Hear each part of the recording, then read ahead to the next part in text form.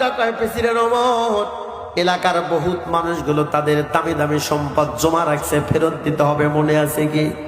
আল্লাহর বান্দা president Omar doctor কয় সব কিছুই বুঝলাম, কিন্তু ফাঁসির রায় হয়ে যাওয়া আসামিকে এইভাবে ছুটি দেওয়ার মতো কোনো নিয়ম আর অনুমতি আমার নাই।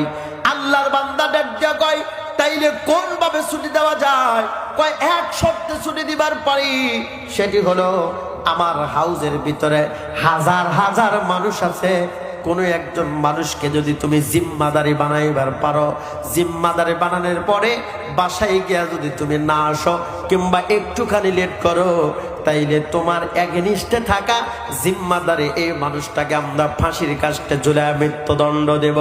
আল্লাহর বান্দা এখনো পিছপাও হলেন না, হাউজের ভিতরে ঢুইকা গেলে ঘুরে ঘুরে দেখলেন হাজার হাজার মানুষ, কিন্তু একজন মানুষও আল্লাহর বান্দার পরিচিত বলে মনে হলো না।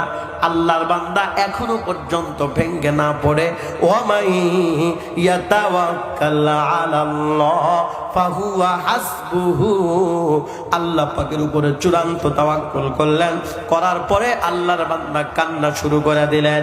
হাজার হাজার মানুষকে টার্গেট করে বলা শুরু করলেন, একজন মানুষ আমার জিম্মাদারি হোক, আল্লাহর কসম কইরা কই আমার কারণে তোমাদের কাউকে জীবন দেওয়া লাগবে না।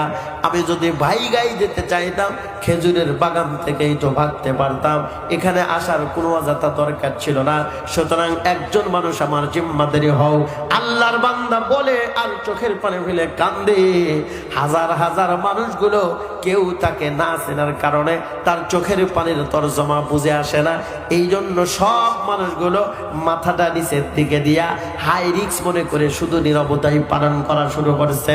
আল্লাহর বান্দা শুধু কাঁদতেছে, সব মানুষগুলো নীরবতা পালন করে।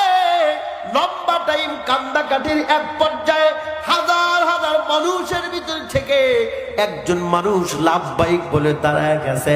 হাজার হাজার মানুষগুলো তাকায় দেখে কে এই দুঃসাহসী মানুষটা, যারা চেনে না তার জিম্মাদারি নেয়। তাকায় দেখে অন্য কেউ না, উনি হলেন নবীর সাহাবী হযরতে আবু যর গিফারি। আল্লাহু আকবার জোরে বলেন।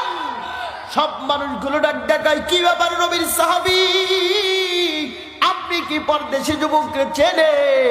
ওই জিন্দেগিতেও তারে কোনোদিন দেখি নাই। তই কাইলে কিভাবে এত বড় রিস্ক আপনি নেন? কেন নেন?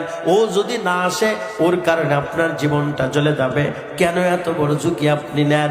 আল্লাহর বান্দা আবু যর গিফারি ডাক্তার কয় আমি জিন্দেগিতেও করে দেখি নাই, চিনি নাই, কিন্তু প্রথমবার যেই মাত্র দিকে নজর দিছি একবার তাকানোর সঙ্গে সঙ্গে আমার দিল সাক্ষী দেয় ও এমন একজন যুবক, মহিলাও যদি যায় কথার বর খেলাপ করার কোনো উপায় নাই। সুতরাং ধ্যান ওরে ছাইড়া দেন, ও যদি না আসে ওর কারণে আমি নবীর সাহাবে আমার জীবন দিতে রাজি আছি। আল্লাহু আকবার জোরে বলেন। এখানে একটা কথা রয়ে যায়, সেটা হলো আল্লাহর ওলি যারা, তারা আরেকজনকে দেখলে বোঝে এ আমার জাতি ভাই।